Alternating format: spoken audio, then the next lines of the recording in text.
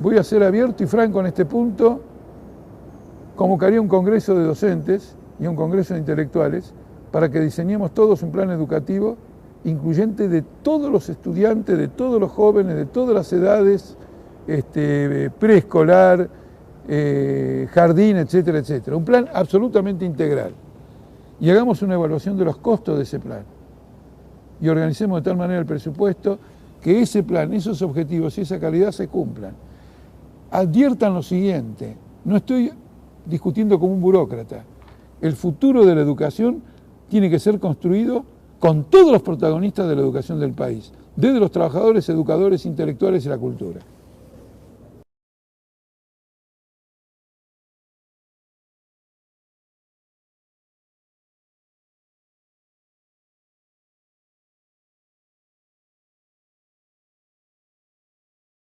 Bueno, opinamos lo de todo el mundo.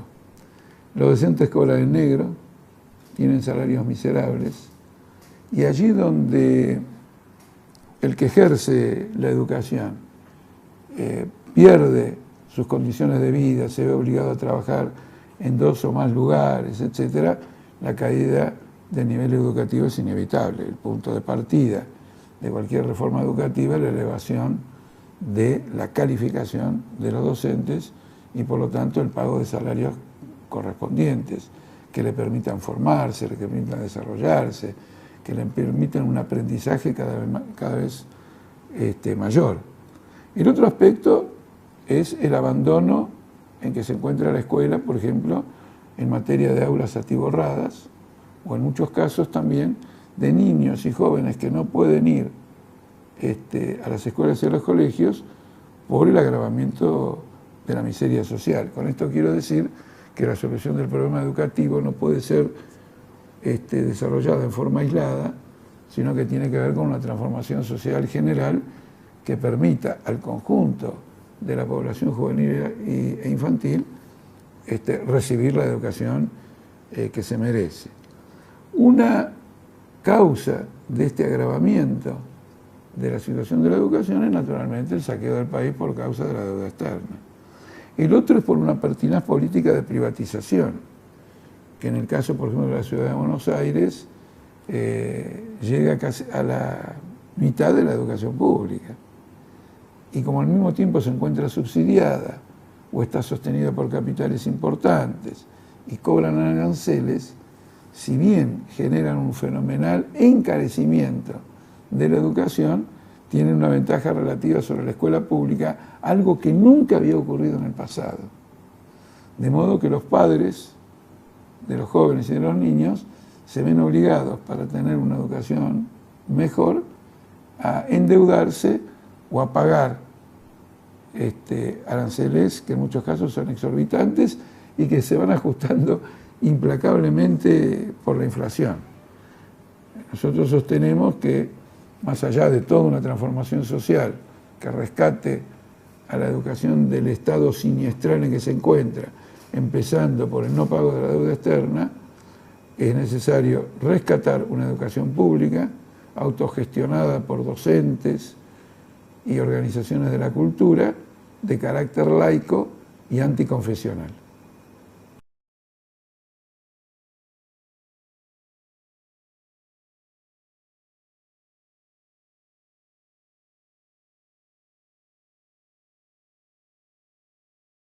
A mí me llama siempre la atención los movimientos de secundarios en particular, y en este caso específicamente porque ponen de manifiesto una conciencia política muy rica que quienes lo critican no la tienen. Ustedes piensen que jóvenes que tienen entre 15 y 17 años, aunque participan muchachos y chicas más jóvenes, salen a la calle a defender una causa educacional. La opinión general, la que se distribuye o se difunde por los medios de comunicación, no es que la juventud es un grupo de vagos. ¿Cuándo se ve un grupo de vagos salir a la calle a denunciar una reforma educativa porque baja el nivel de la calidad? A denunciar una reforma educativa porque disminuye el número de materias. No era que son vagos, si son vagos querrían estudiar una materia sola. En cambio le reducen el número de materias y ellos dicen, no, porque esto me descalifica, esto no me abre un camino hacia adelante. No es la primera vez en la historia, ni aquí ni en el mundo, que ocurre esto. En Argentina los estudiantes secundarios se rebelan desde la época de Rosas. Entonces cuando viene alguien y critica a esta generación por rebelarse, el hombre vive en Marte. No sabe ni lo que está hablando. Yo les quiero citar dos grandes rebeliones que marcaron historia. La rebelión del año 18, la llamada Reforma Universitaria, que se expandió por toda América Latina y cambió el panorama político de América Latina. En la República Dominicana, en Venezuela, en Perú, en Uruguay. Se crearon partidos políticos con el ideario de la Reforma Universitaria que nació en Córdoba en 1918. Y la otra, que muchos también olvidan, fue la movilización del año 57-58 de la laica y la libre, de la defensa de la educación laica. Éramos masivamente secundarios, y en la Plaza del Congreso hicimos una concentración de 250.000 personas. Ese movimiento, en plena Revolución Libertadora y en parte después bajo el gobierno de Frondizi, fue la que impulsó todo ese movimiento popular que habría de culminar en el Cordobazo. Y no nos olvidemos que el Cordobazo es algo más que la ocupación por parte del pueblo de la ciudad de Córdoba. El Cordobazo fue el derrocamiento de la dictadura. En esta República Argentina, los que han derrocado las dictaduras no son los charlatanes del liberalismo, que integraron todas las dictaduras, sino los movimientos populares. Y la laica y la libre fue un arranque de este gigantesco movimiento popular. Y después viene el problema de la toma. Como dicen los compañeros secundarios, los he escuchado en distintos programas de televisión, sin la toma nadie se hubiera enterado que hay un problema educativo, y todo lo que hicieron para que se enteraran fracasó. Pero estos mismos que cuestionan el método, aunque dicen que el contenido se puede discutir, nunca se les ocurrió oponerse a una dictadura militar con el argumento de que el método, tirar abajo gobiernos constitucionales, digamos, no era muy democrático y que si tenían alguna crítica al gobierno que había, se podía discutir. ¿Está claro? Se podía discutir si esa verita era buena o no. Pero ellos en lugar de discutirlo la derrocaron. Se podía discutir si Perón era bueno o no, como dicen ahora. Pero ellos hicieron un método, lo derrocaron. Se podía discutir si Ilia era bueno o no, pero lo voltearon. Los campeones mundiales de la crítica al método aplicaron en la República Argentina el método que ensangrentó a este país de una forma que jamás será olvidada. En cambio, el método que emplean los estudiantes secundarios es el método de los estudiantes franceses del 68, del estudiante italiano del 70, de nuestro país, de la reforma universitaria, de la laica y la libre. Por eso voy a terminar estos temas como los termino siempre. Sin música, pero con una canción. Que vivan los estudiantes.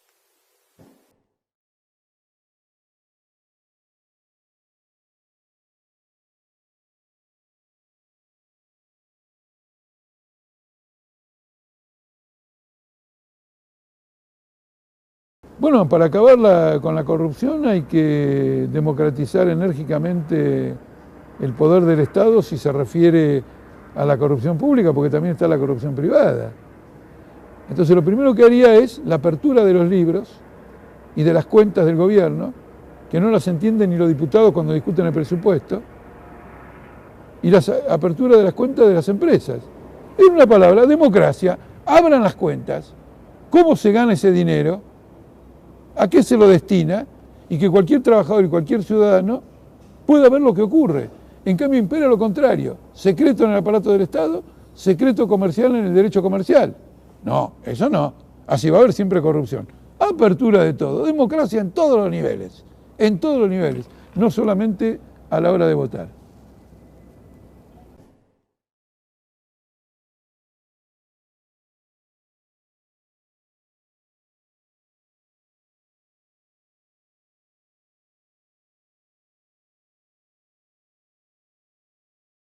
Haría un censo de todos los desocupados y los metería a trabajar en lugares más convenientes, de acuerdo a la necesidad del país, de acuerdo al domicilio de las personas, de acuerdo a sus calificaciones, etc. En lugar de poner un montón de requisitos para que se empiece a trabajar, invertiría. Los pondría a trabajar y por medio del trabajo alcanzar esos requisitos. Y en lugar de que una persona trabaje 12 horas y otra no trabaje del todo, que el que trabaja 12 horas trabaje 8, cobrando lo que cobraba por 12 horas. Y el otro ingrese a trabajar. Así superaríamos como primer paso el desempleo.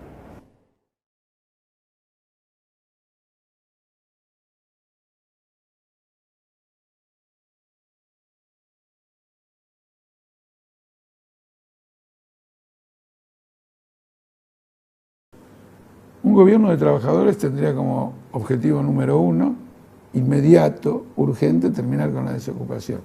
Porque el objetivo de un gobierno de los trabajadores es fortalecer la cohesión social de la clase obrera y de los trabajadores en general para emprender aquellas tareas que viabilicen el camino de la emancipación de la explotación social. Entonces, en este punto tomaríamos 2 medidas. La primera es repartir las horas de trabajo, indudablemente. Es decir, que todos los trabajadores ocupados, luego de un periodo de formación, ingresen a trabajar a las empresas existentes de acuerdo a determinadas características, lo que implicaría una reducción de la jornada laboral. E inmediatamente después, tomar los recursos públicos del país para emprender un enérgico programa de obras públicas necesarias, por ejemplo, colegios, caminos, diversas cuestiones, salud, y un plan de industrialización para garantizar no ya el pleno empleo de los trabajadores, sino un trabajo digno, en que la base mínima sea que el salario cubra el costo de la canasta familiar y a partir de ahí ayude a través de la calificación y la profesionalización a aspiraciones sociales más generales por parte de los trabajadores.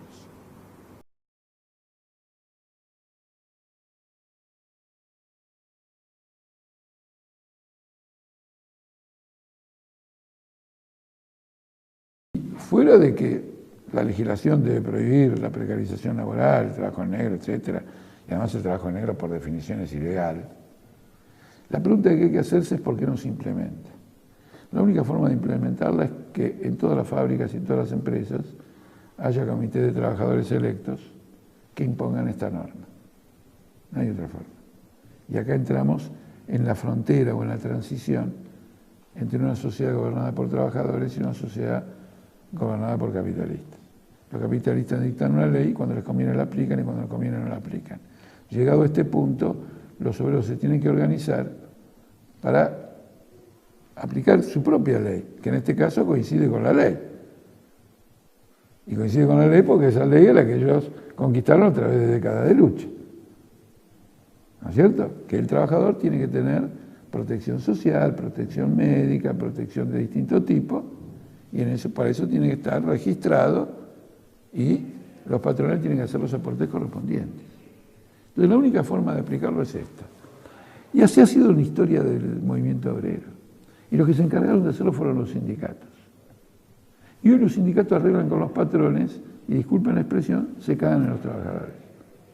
Entonces, para que se aplique la lucha contra el trabajo en negro y se aplique la lucha contra la precarización laboral, hay que organizarse, hay que formar comisiones internas clasistas, luchadoras, y hay que echar a la burocracia de los sindicatos.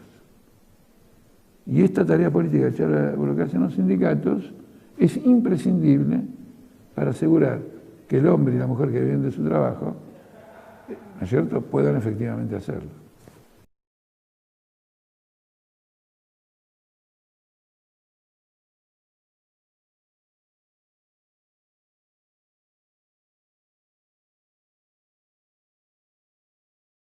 La pregunta ya supone una respuesta, que el desempleo, la desocupación, es causada por la tecnología. Y ya me adelanto a decirle no, es causada por el capitalismo. Y tengo pruebas abrumadoras. Desde la época del arado y de la mayoría de trabajadores agrícolas en relación a los urbanos e industriales, la tecnología avanzó una barbaridad. Y sin embargo, por periodos enteros hubo pleno empleo. ¿Por qué la tecnología en toda una fase económica genera pleno empleo y en otra fase económica genera desocupación. ¿Por qué? Eso es lo que hay que preguntarse. El tema es que cuando el capitalismo está en ascenso y abre nuevas fronteras económicas, por ejemplo, la revolución que implicó el sistema ferroviario, las comunicaciones de ultramar, el telégrafo, todo eso amplió la escala de la producción capitalista e incorporó millones y millones de trabajadores a la producción.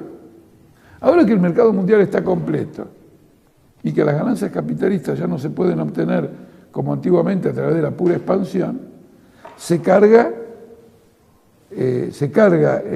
la tarea de mantener esas ganancias en una mayor explotación del obrero a través de una tecnología que lo haga producir más. Esa es la verdad. Pero cuidado, explíquenme ustedes los que hicieron la pregunta, ¿por qué con una tecnología cada vez más productiva el obrero en lugar de trabajar menos, trabaja más? Porque si antes laburábamos con las viejas máquinas 8 horas y todo el mundo estaba feliz, entre comillas, pero digamos, la cosa funcionaba, ahora totalmente automatizado, robots, informática, etcétera, a un tipo le piden que haga horas extras. La razón es que cuando más elevada es la inversión de capital por la tecnología, más necesita el capitalista para obtener un beneficio hacer rotar rápidamente el capital. Es decir, que dé ganancias tan rápidas que esas ganancias se puedan aplicar a más inversión y que den ganancias. Cuando más rota el capital, más la inversión es no dinero que vos pones, sino que dinero que ganaste del dinero que pusiste. Que lo reinvertís, la reinversión. Y ese afán de aceleración de la rotación del capital hace de que se busque extender la jornada laboral. Al mismo tiempo, como hay peligro de desocupación, precisamente porque hay dificultad para colocar la producción y todo lo demás, no toman nuevos trabajadores. Para que la variable de ajuste no sea el despido, sino la flexibilidad en el horario. Hay más producción, Juan Pérez trabaja más. Hay menos, Juan Pérez trabaja menos. Pero no está José Rodríguez laburando y hay que despedirlo. Se juega con los horarios. Evitar el despido es evitar la indemnización.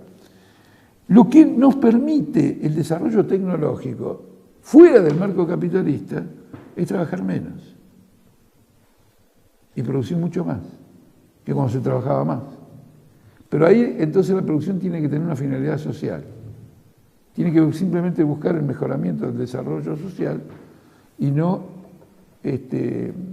un beneficio cada vez más elevado para desplazar a la competencia, para acumular más capital. Por eso convive la tecnología con la miseria social. ¿Se pusieron a pensar en eso? Más tecnología, más miseria social. Más tecnología, más miseria social. Es absurdo. Más tecnología es más productividad. Podemos vivir más personas, como consecuencia del mismo trabajo. Acá se produce la inversión. Entonces nosotros luchamos en general acá en Argentina, por el cumplimiento de la jornada de 8 horas, porque la gente labura más que eso, pero a escala mundial deberíamos luchar todos por la jornada de 6 horas.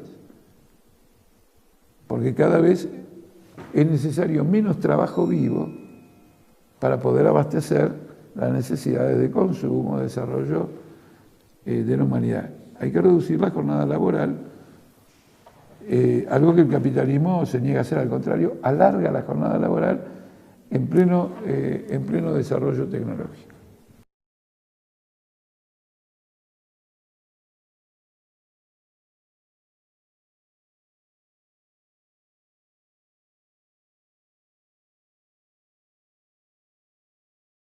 Bueno, para reducir la inflación, creo que la primera medida absolutamente elemental es dejar de pagar la deuda externa. Es una deuda usuraria que se está pagando con emisión de moneda y por lo tanto con inflación. Es decir, que la paga el pueblo trabajador. Dejaría también de subsidiar a los grandes grupos capitalistas que no aplican esos subsidios en el mejoramiento de ninguno de los servicios, no hablemos ya de su modernización. En una palabra, dejaría de pagarle a los grandes parásitos del Estado. Este es el punto de partida de cualquier lucha contra la inflación.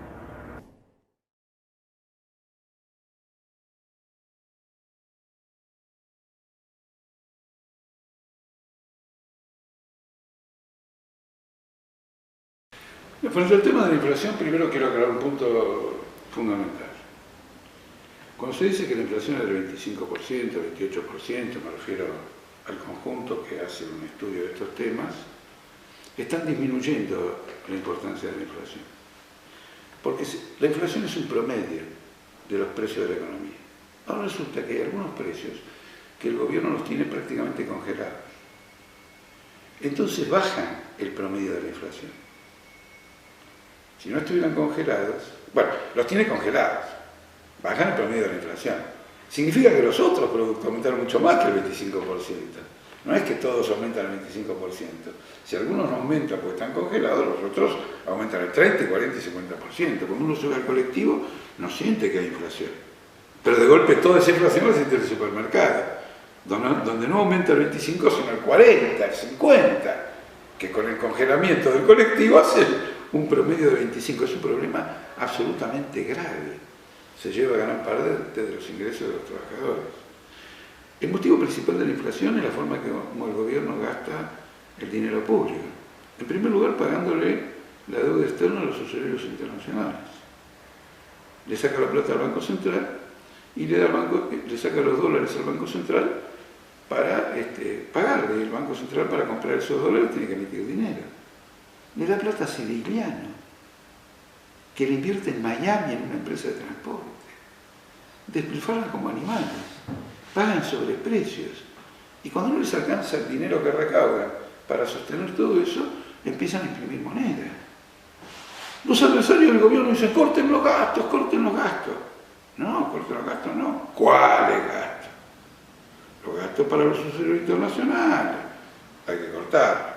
Los gastos para los siriglianos, hay que cortarlos. Los sobreprecios de Baez y de todos esos que andan por ahí, todo eso hay que cortarlo. Entonces tenemos una política eficaz contra la inflación. Pero eso hay que agregarle dos cosas. En un país democrático, el pueblo tiene que saber cuál es el costo de producción de la economía. Y para eso hay que abrir los libros de las empresas. ¿Por qué aumentan los precios? ¿Para aumentar el beneficio? Que abran los libros. En la democracia tiene que decir que abran los libros.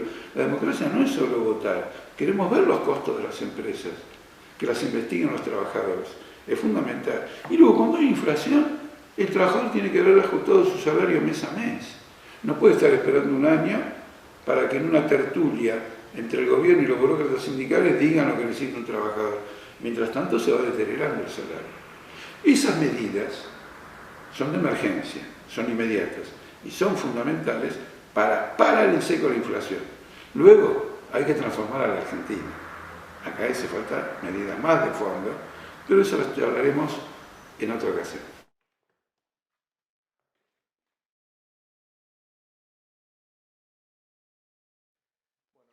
¿Qué proyectos de ley piensan presentar si son electos? Bueno, indudablemente entre los primeros proyectos de ley va a estar un proyecto que estamos presentando en la propia campaña electoral que elimina cualquier forma de impuesto al salario. Como ustedes saben, los trabajadores están pagando en este momento un impuesto al salario que es cada vez mayor, porque el gobierno no ajusta ni el mínimo no imponible, ni tampoco las alícuotas para las escalas superiores de los salarios. Nosotros entendemos que el trabajador no debe pagar ninguna clase de impuesto por su salario y entendemos en esa escala 3 canastas familiares. Esas 3 canastas familiares equivalen hoy a cerca de 25.000 pesos. A quien le parece que 25.000 pesos es mucho dinero para no pagar impuestos, quiero advertirles que un minero, quiero advertirles que un trabajador petrolero que se encuentra en una plataforma submarina o lejos en los campos de petróleo, realiza un sacrificio absolutamente enorme. Lo mismo que muchos trabajadores que trabajan 16 horas, sin siquiera recibir el pago de horas extra, el pago extra de esas horas, y que pueden llegar a 18 o 20.000 pesos. Tenemos que proteger al conjunto de los trabajadores monotributistas y jubilados, y en esa escala no pagar el impuesto al salario. Y no va a ser una modificación al actual régimen impositivo de impuesto a los ingresos, sino una nueva ley que ampara al trabajador bajo convenio y a los trabajadores de cualquier condición, hasta 3 canastas familiares, de cualquier exacción impositiva del Estado. Y lo vamos a plantear con total independencia del hecho de que sabemos que la plata que se le saca a los trabajadores es para pagar la miserable deuda externa que viene esclavizando a este país ya durante medio siglo.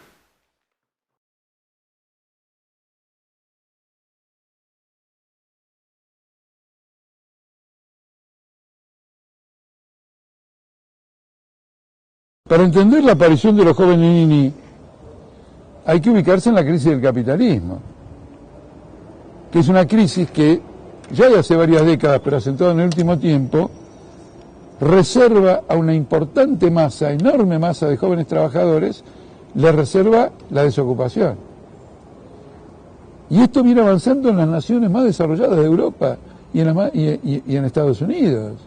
Las tasas de desocupación son absolutamente elevadas y entre los jóvenes son gigantescas. Por eso hay trabajadores que no estudian ni trabajan, porque el capitalismo los excluye del proceso social, porque el capitalismo ha entrado en una crisis, porque el capitalismo es un régimen agotado, porque la frontera de la expansión capitalista, que por un momento parecían que se extendían con la apertura de China y con la apertura de Rusia, se han vuelto a cerrar porque esos países reciben mercancías del extranjero, pero también las exportan, y se agudiza la competencia mundial. Y por lo tanto se agudiza la necesidad de producir lo mismo o más con menos trabajadores, para abaratar aún más a la fuerza de trabajo y aumentar todavía más la tasa de beneficio. Entonces, la perspectiva del capitalismo es esta, es el ni-ni, esto que Firmo decía que era una maravilla, pero que es la perspectiva que los propios capitalistas se trazan. Y frente a esta perspectiva que ellos se trazan, el Banco Mundial les dio una solución: asistencia social, asignación por hijo, planes trabajar de 1.500 pesos, asistencia social, porque el capitalismo como tal no les va a dar trabajo. Por eso, más que nunca, nos cabe a nosotros defender la causa del socialismo, que pone en primer lugar el futuro del trabajador y no el futuro del capital. Una de las primeras medidas que debería hacer un gobierno de los trabajadores es incorporar a trabajar a toda la población desocupada, haciendo un censo por vivienda, por calificaciones, por edad, hacerla trabajar en los lugares adecuados en función de un plan económico y entrenarlas y capacitarlas mientras trabajan y cobran un salario. Y quizá para llegar a eso haya que disminuir la jornada de trabajo para que todo el mundo tenga trabajo. Pero como en la Argentina los que trabajan 12 horas o trabajan 10 horas para ganar lo que deberían ganar por 8 horas, estableceríamos firmemente las 8 horas de trabajo con el mismo salario que cobran ahora haciendo horas extras y habría lugar para ocupar a todo el mundo. Y todo el mundo trabajaría, todo el mundo buscaría calificarse y en la medida que busca calificarse buscaría estudiar y todo el que tiene una vocación buscaría desarrollarla y no haría más ni. Sería todo sí, sí. Sí para adelante, sí para trabajar, sí para construir un futuro, sí para avanzar. Porque entre el capitalismo y el socialismo hay dos principios diferentes. El del capitalismo es el lucro privado, cuando más alto, mejor, y el socialismo es el ser humano, cuando más capacitado, mejor.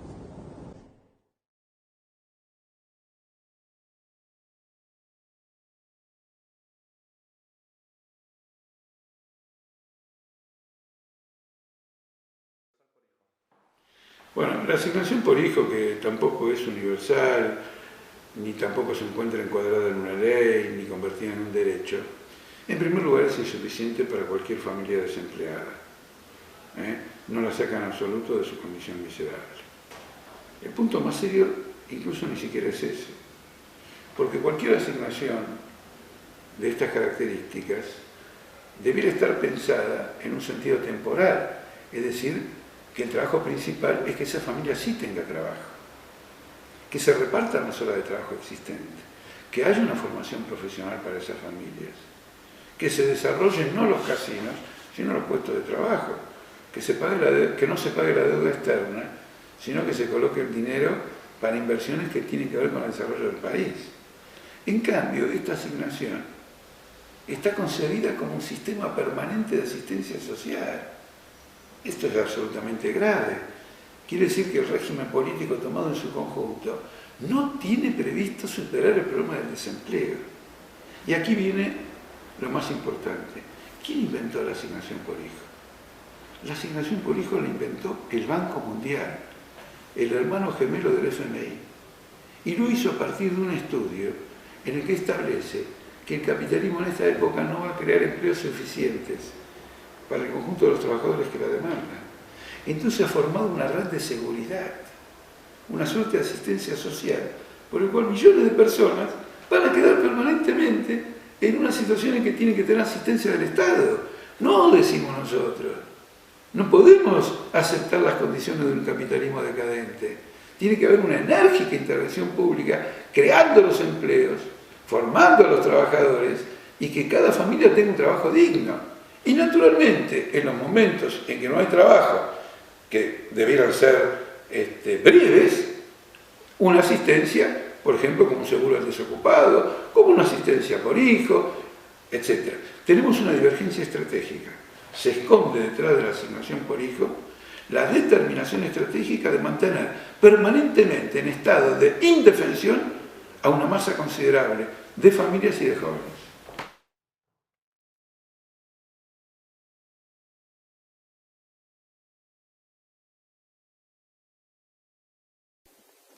Bueno, hay una pregunta que está muy bien. ¿Qué opinamos sobre el derecho al aborto? Bueno, es explícito, nosotros somos unos grandes defensores, consecuentes defensores del derecho al aborto, del derecho de la mujer a elegir, y ese es un derecho que nadie se lo puede retirar. Es evidente que nadie propugna el aborto y por eso la gran consigna del movimiento de la mujer en Argentina, la mujer trabajadora, es educación sexual, anticonceptivos o medidas protectoras para no quedar embarazada, y luego el del derecho al aborto, es decir, evitar la necesidad de estar en un embarazo indeseado, y luego el derecho al aborto, y no solo el derecho al aborto, sino que esté garantizado en condiciones adecuadas por el régimen de salud pública y que sea gratuito, porque de lo contrario va a ser un derecho al aborto que van a poder ejercer algunas clases sociales y no otras clases sociales. Y el derecho al aborto, en el fondo, es una medida defensiva, es como el derecho de huelga. Los obreros no van a una fábrica a hacer huelga, van a trabajar y a ganar un salario. Pero cuando se abusa de la explotación o se le niega la posibilidad de un derecho, se defiende con una huelga. La mujer quisiera construir la vida con completa libertad, pero esa libertad no la tiene. No la tiene por distintos motivos. Primero porque hay un machismo descontrolado, que es una expresión de un sistema de explotación que ha puesto al hombre por arriba de la mujer y a los niños por debajo de los adultos y a los viejos por debajo de todo el mundo. Las manifestaciones de un sistema de explotación son múltiples, no se reducen simplemente a una explotación de tipo económico en el marco de una empresa. Y la mujer es una víctima, es objeto de varias opresiones. Y en estas condiciones ella tiene esta función única de la mujer, que es el embarazo, que es dar a luz a nuevos seres humanos. Y no tiene condiciones muchas veces para hacerlo, o es objeto de una violación, o de un abuso, y dentro del matrimonio también, Entonces, tiene que tener derecho a elegir. Si necesita el derecho al aborto para defender la posibilidad de desarrollar su vida, ese derecho no le puede ser negado de ninguna manera. Es como hacer huelga. Es un reclamo porque cambian muchas condiciones. ¿Hay educación sexual? No hay educación sexual. ¿Hay difusión de métodos anticonceptivos? No hay difusión de métodos anticonceptivos. ¿Hay una socialización de la vida privada para que la mujer no sea objeto en el llamado ámbito familiar de muchas arbitrariedades? No la hay. Bueno, nosotros queremos modificar todo eso. Una familia abierta a la sociedad, no un secreto donde se realizan cosas muchas veces muy feas, lógicamente, y también cosas muy lindas, pero cosas extremadamente negativas. Queremos cambiar ese mundo. Mientras, algo que siempre nos dice, bueno, pero Jorge, y mientras no cambias ese mundo, ¿qué haces? Le otorgo a los trabajadores, lucho, nos movemos para que los trabajadores, las mujeres, los niños, tengan un arma de defensa. Y en este caso, la prevención del embarazo, la educación sexual y el derecho al aborto son esa arma de defensa. Los partidos tradicionales niegan todos estos derechos y mientras tanto hay 500.000 abortos clandestinos con diversas secuelas que incluso llegan a la muerte.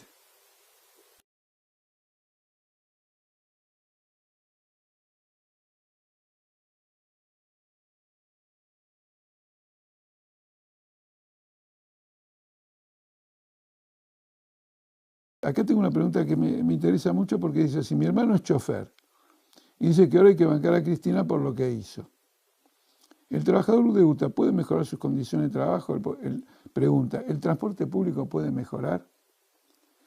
Bueno, yo no sé exactamente qué es lo que hizo Cristina que mereciera, digamos, el interés de estos trabajadores, que en general hacen recorridos muy intensos y cumplen horas extras en un servicio que tiene mucha atención. Pero de un modo general, yo pienso que un obrero no debe votar a un gobierno que considera que hizo algo bueno, sino que un obrero tiene que votar por un partido, por los partidos que defienden el progreso material y moral de los trabajadores como principio. Porque lógicamente hay gobiernos mejores y gobiernos peores. Y uno no puede estar como obrero diciendo, bueno, este es mejor. Es decir, sufre una explotación relativamente atenuada a la que sufriría con el otro. Ese razonamiento, en mi opinión, no es correcto. El obrero tiene que decir lo siguiente, ¿cuál es mi propósito, digamos, estratégico? ¿Qué objetivos quieren alcanzar y qué partidos políticos luchan por ese objetivo? Porque si no les da el apoyo a esos partidos que luchan por ese objetivo, demora la posibilidad de que esos partidos progresen y esos objetivos de principio fundamentales de los trabajadores se puedan conseguir. Dicho esto, nosotros planteamos que con el salario que se gana en la actualidad, los trabajadores del transporte, los choferes, tienen que trabajar 6 horas. Y no es una utopía, porque yo personalmente presenté una ley, se aprobó en la legislatura, que redujo a 6 horas el trabajo de los compañeros del subte, y eso está vigente sin que se les afectara el salario. El trabajo de chofer es un trabajo insalubre, no solo porque respire lo que se respira de la combustión y del medio ambiente de las ciudades, es psicológicamente o psíquicamente insalubre, es extremadamente tenso.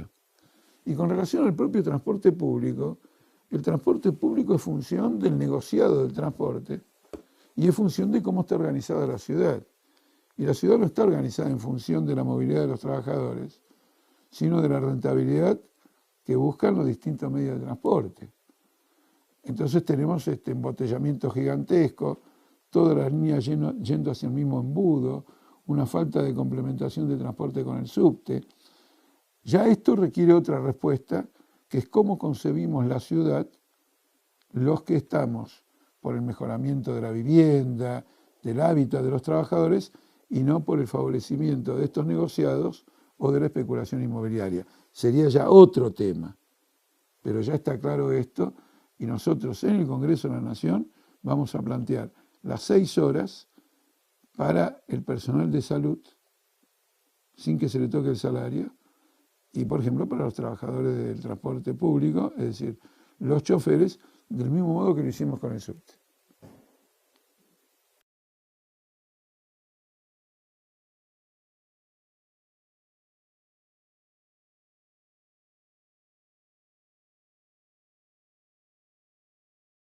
El déficit energético, que ahora ha adquirido proporciones absolutamente fenomenales, se origina muy lejos en el tiempo con la privatización de YPF por parte del gobierno de Menem. Cuando me refiero a privatización, no es que entró otra empresa privada, sino que YPF se convirtió en una empresa privada.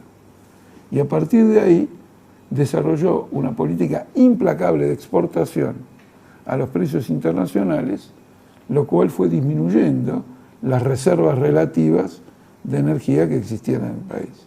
Esto se agravó con la entrada de numerosos otros sectores privados, Chevron, Bridas, British Petroleum, Petrobras, y el conjunto del régimen energético fue privatizado a precios internacionales, incluidas las empresas de gas, las distribuidoras, las generadoras, etcétera, todo un conjunto de privatizaciones. Cuando llega Kirchner, todas estas empresas están en quiebra como consecuencia de la devaluación y del endeudamiento que estas empresas tenían, y el gobierno kirchnerista las rescata en el mismo esquema del menemismo.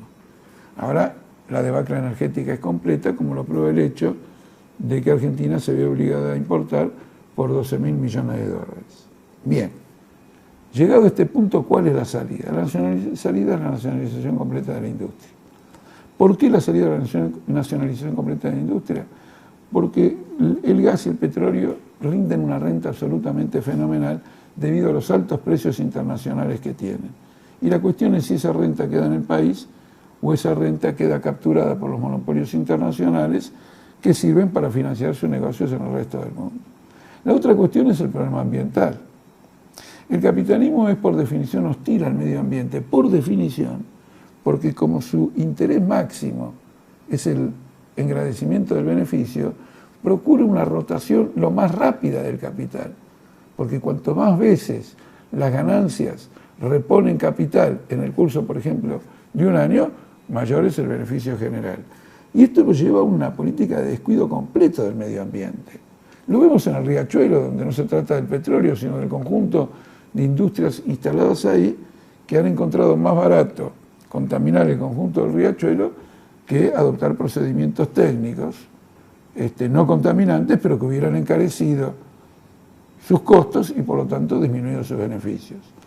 YPF, y todavía no Chevron, sino YPF, Petrobras, el conjunto de las empresas, han contaminado ferozmente la Patagonia, y no porque estén sacando un gas no convencional que ahora se está criticando, sino en el curso normal de la explotación petrolera, no reparando las cañerías o los tubos allí donde la pérdida de petróleo era inferior en términos de costo a esa reparación.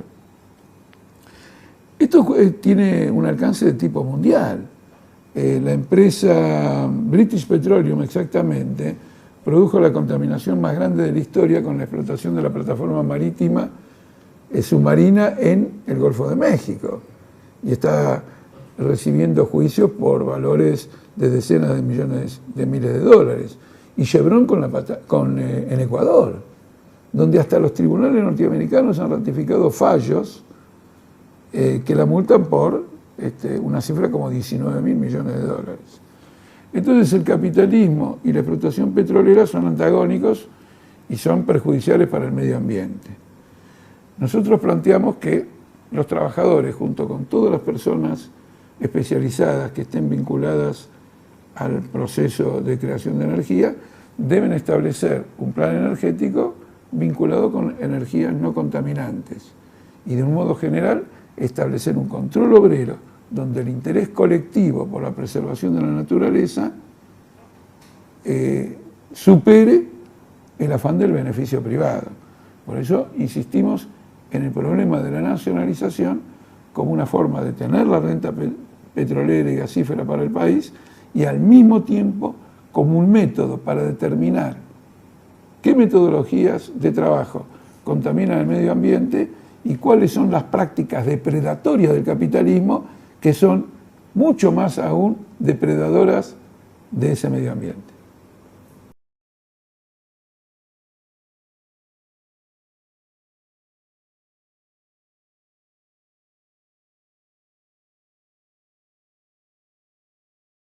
Tiene que ver con el tema de la pregunta anterior o estas preguntas sobre libertad, igualdad, etcétera, en el sentido de que hoy los medios de comunicación están dominados por una minoría que determinan la forma de comunicación al interior de un pueblo, básicamente. No solo del gobierno actual, que ha ido copando distintos medios de comunicación a través de capitalistas amigos, sino de otros medios que pueden estar en oposición al gobierno actual, pero igualmente son medios capitalistas. La reciente revelación de que Cristóbal López habría hecho transacciones con la Corpo y sectores opositores para ampliar su capital y comprar empresas petroleras, etcétera, es muy revelador de que entre bueyes no hay cornadas y el llamado monopolio del gobierno también se combina con el de la oposición, cuando aparentemente estarían en contra. La posición del Frente de Izquierda es que la estructura material, satelital, cable, todo lo que tiene que ver como el vehículo de la comunicación, tiene que estar en manos públicas. Y el contenido, la gestión, tiene que estar en manos de las organizaciones sociales del país, culturales, deportivas, políticas, sindicales, de mujeres, ambientalistas, de todo tipo, siempre respetando la pluralidad ideológica que existe en cada una de ellas. Esa es la única forma, digamos, de democratizar la palabra. Es decir, que la palabra de cualquiera de nosotros, por el hecho de ser ciudadanos, por el hecho de ser trabajadores, valga a igual título que la palabra de otro ciudadano y mucho más que la palabra de un monopolio de los medios de comunicación. Esa es la única forma de conquistar la libertad de expresión.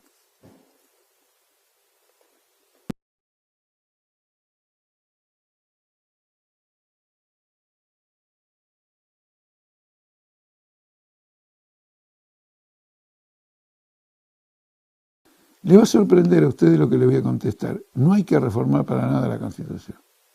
La Constitución simplemente no existe. Los gobiernos hacen lo que les canta en gana. Gobiernan por decreto, gobiernan con superpoderes, gobiernan con leyes de emergencia, declaran el estado de sitio sin aprobación del Congreso. No quiero ser grosero, pero todos los partidos políticos que han gobernado del 83 hasta ahora se han literalmente cagado en la Constitución. Por lo tanto, si yo propusiera reformar la Constitución, estaría, digamos, protagonizando un escándalo, una cosa ridícula, que se reforme una Constitución que ya no se cumplió y que tampoco se va a cumplir. No tiene absolutamente ningún sentido. Ahora, demos vuelta a la pregunta. ¿El Partido Obrero, el Frente de Izquierda, llega al gobierno, reforma la Constitución? Absolutamente sí. Porque nosotros vamos a hacer una Constitución que nosotros vamos a cumplir. Es así. Y lo que empezaríamos es por ampliar los derechos democráticos que hoy esta Constitución no reconoce. El principal de ellos es que le priva al pueblo el derecho de gobernar si no es por medio de sus representantes. Es decir, que le priva al pueblo el derecho de revocar a sus representantes. Ahora, el que elige y no revoca es como el que se casa y no puede divorciarse. Puede llegar a ser muy feliz, pero puede, bueno, no quiero abundar, puede no serlo.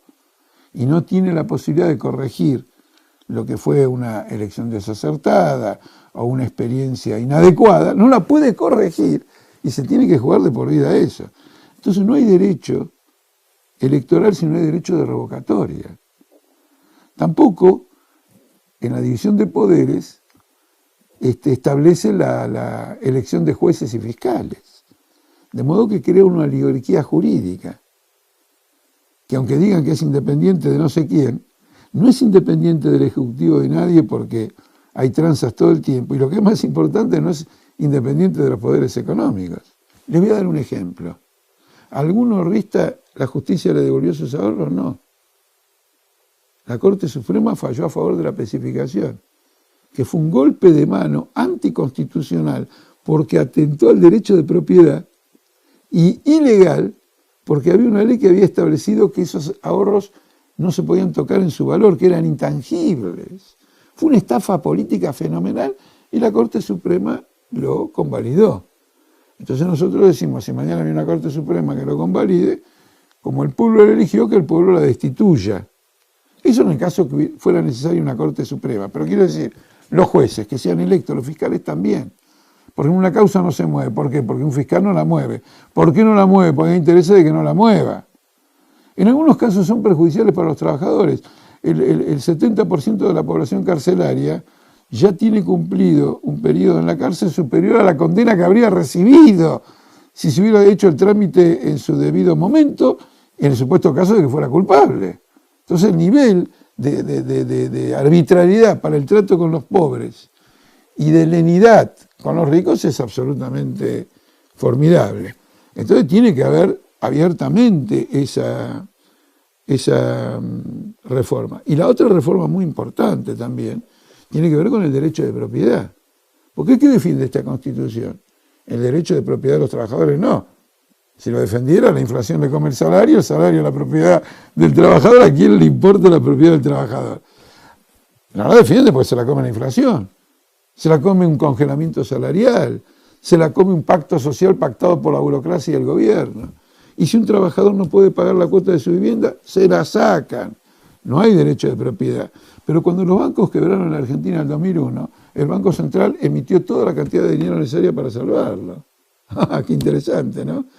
Entonces, somos firmes partidarios del derecho de propiedad de los trabajadores y de los objetos de su uso cotidiano, como la vivienda, etcétera. Imagínense, no podría ser de otro modo. Pero tiene que, ese derecho de propiedad no puede tener la misma vigencia para los monopolios, grandes grupos económicos que saquean al país. Lo saquean, por ejemplo, con la deuda externa. Se han embolsado varias veces la deuda externa. Los que han invertido acá $1 se han llevado a la Argentina 100. Ya han pagado su inversión. Entonces queremos una Constitución que diga sí, se puede nacionalizar y se debe nacionalizar los bancos o el comercio exterior o el petróleo, que en toda una época era puramente nacional y no era privado. Se puede hacer, y si esos capitales ya ganaron lo suficiente, no hay que pagar ningún resarcimiento, al revés, hay que investigarlos por los delitos que pudieran haber cometido en el ejercicio de su derecho de propiedad, como es el delito ambiental, que han cometido todas las empresas petroleras y las mineras, unos en la Patagonia y el norte, y los otros en la zona de la cordillera. ¿A ustedes les parece que nosotros, por destruir el medio ambiente, tendríamos que indemnizar a la Barrick Gold? Entonces hay que hacer una reforma de la Constitución profunda, cuando haya un gobierno de trabajadores que con esa reforma permite dar un salto en la democracia y en los derechos del pueblo en el país, y que además, por su iniciativa, él la va a cumplir. Lo de ahora es una farsa. Vivimos en la farsa total y el Frente de Izquierda y el Partido Obrero no acompaña farsas.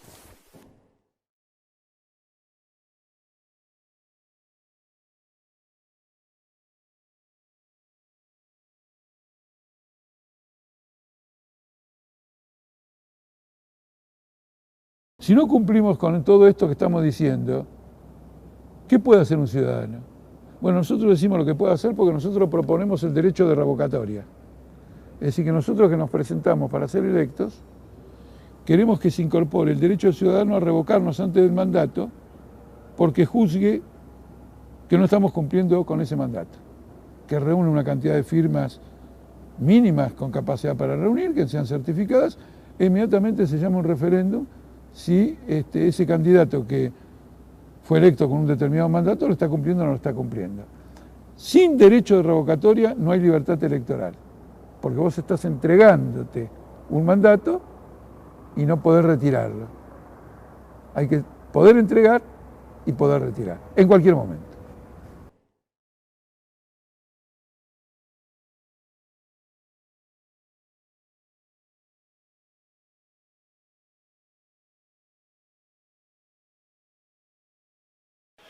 Sobre el tema de la seguridad se bastardea como nada.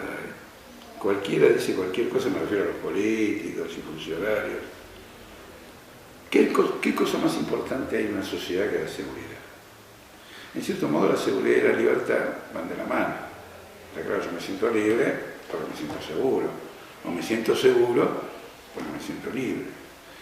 Cuando la inseguridad ciudadana es muy intensa, lo que estamos viviendo es la debacle del Estado. Quiere decir que el régimen social y su organización política están en descomposición, porque históricamente han garantizado algún nivel de seguridad y hoy todo eso se ha desplomado. No se lo puede separar. Y hoy no estamos hablando de la inseguridad que, por ejemplo, podía haber en otra época, un punga en el subte, un punga en el tranvía, colectivo, etc. Siguen existiendo los pungas. Pero no es eso lo que más preocupa a la ciudadanía. Lo que más preocupa a la ciudadanía es una violencia generalizada en el delito, una escala sin precedentes del delito, y hay que preguntarse a qué se debe. Todo ese delito es la consecuencia de que en la sociedad capitalista el crimen y la inseguridad es un negocio. Por ejemplo, el narcotráfico. Por ejemplo, la trata de personas. Un negocio como fabricar chinchulines. Lo que importa es el beneficio que se obtiene al final, sin mirar que se trata de la vejación de la persona humana. Y para poder desarrollar eso, este negocio se entrelaza con dos instituciones fundamentales. Los aparatos de seguridad, por un lado, que son cómplices, que encubren, que ayudan y que se benefician de este tipo de negocio, y los bancos. Porque finalmente todo lo que sacan en limpio acá, del robo, del latrocinio, del crimen, de la trata de personas, de las drogas, todo lo que sacan de acá lo tienen que blanquear en algún lado. Si no, son billetes que no sirven para nada. Y lo blanquean en los bancos. Son las dos grandes instituciones. Y justamente son las dos grandes instituciones que nadie ataca. Recientemente mataron a un tipo de los espías de la CIDE. El grupo Halcón entró y lo masacró en su casa. Y el tipo de la CIDE estaba ligado al narcotráfico. Lo sabían entre ellos en una disputa. Para hacerla corta, hay que desmantelar estos aparatos represivos vinculados al delito, que es la gran causa, y crear otros nuevos vinculados a los trabajadores, controlados por los trabajadores, con personas seleccionadas por organismos de derechos humanos, a los cuales les interese nuestra libertad y que nosotros lo podamos controlar. Y definitivamente hay que nacionalizar el sistema bancario. Esta nacionalización ya lo impone la propia crisis mundial. Exige esta nacionalización, están todos quebrados y se los rescata con dinero del pueblo. Eso es inadmisible. Pero hay otra razón más. Son lavadores de plata. Se salvan de la quiebra lavando el dinero del delito. Si vos querés resolver realmente un problema, tenés que ir a la raíz. Y en la propuesta que estoy dando yo, vamos a la raíz.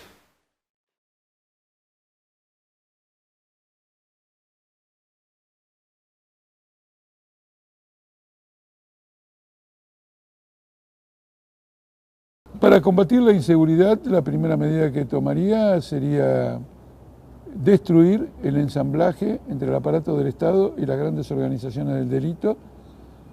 Y en el aparato del Estado me refiero a los políticos capitalistas que dirigen el Estado, los burócratas que dirigen el Estado y a sus aparatos de seguridad que vienen de la época de la dictadura militar.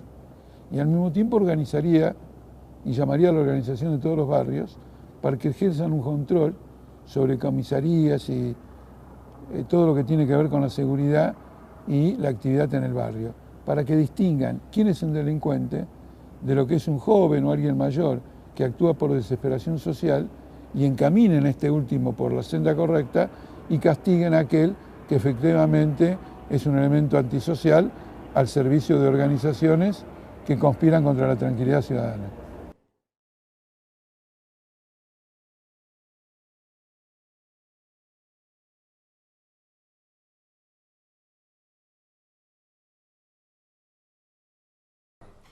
Bueno, tengo que confesar que la pregunta es envenenada, porque al singularizar el tema de la marihuana, dice, bueno, che, mirá, la marihuana, total, un porrito acá, un porrito allá, no pasa nada, ¿está claro? Es envenenada en el sentido, no, hagamos la pregunta general, ¿qué hacemos con las drogas? Y la marihuana no es la que más destruye al ser humano, pero para muchos científicos es una introducción. Bueno, yendo al grano. El Partido Obrero está en contra de la represión contra cualquier consumidor, de marihuana o de lo que fuere. Primero porque defendemos la libertad. Y en segundo lugar porque sostenemos que la represión agudiza los problemas que uno quiere resolver. Pero estamos en contra de toda represión. En segundo lugar porque quien se encarga de la represión es, como dice la muchacha de hoy, la yuta. Y todo refuerzo a la yuta es un refuerzo a los narcotraficantes. Así que creyendo que resolver un problema, en realidad lo estamos agravando enormemente. Entonces, no hay que reprimir absolutamente a nadie, pero no tenemos que hacer lo que están pidiendo muchos gobiernos, diciendo, bueno, que se legalice todo. No, no vamos a legalizar la producción. Los campesinos en Colombia no quieren cultivar coca. Lo que quieren cultivar coca son los latifundistas de Colombia. Los campesinos quieren una reforma agraria. Entonces nosotros somos partidarios de una reforma agraria para que se produzcan alimentos y todo lo demás, y no para que se produzca cocaína en definitiva. Pero por otro lado, la gran responsabilidad la tenemos nosotros mismos y el movimiento obrero. Porque en la historia del capitalismo este problema se planteó con anterioridad. Cuando el gran flagelo era el alcoholismo. Y se montaron grandes organizaciones obreras, socialistas, en todo el mundo, para una campaña de educación, de formación, de lucha por el empleo, de enganchar a la gente en la lucha sindical, para que precisamente el trabajador no quede hundido bajo el peso del alcoholismo, como hoy en nuestra juventud, en las barriadas, la juventud está destruida como consecuencia del Paco. ¿Queremos que la juventud sea destruida por el Paco? ¿Queremos eso? No queremos eso. Entonces nosotros reclamamos que las organizaciones obreras hagan una gran actividad y una gran lucha contra todo eso, que denuncien a la policía, que denuncien el entrelazamiento de la policía y los delitos. Ahora, los sindicatos hoy están dominados por una burocracia. Y entonces tenemos el problema central del movimiento obrero. Hay que echar a la burocracia, hay que transformar a los sindicatos en escuelas de la clase obrera. Esas escuelas de la clase obrera tienen que intervenir en los problemas de las familias trabajadoras y tener todos nosotros un plan para que la clase obrera, los trabajadores, la juventud no se hundan bajo el peso de la droga, que ese es el problema principal, y sacar a la policía y sacar a la yuta de cualquier forma de represión. No debe haber penalización para el consumidor, hay que ir a la raíz de la lucha del flagelo de la droga, del negocio del cual hablé en un tema anterior, de ese gran negocio del cual se alimentan los delincuentes, los bancos y los aparatos de seguridad.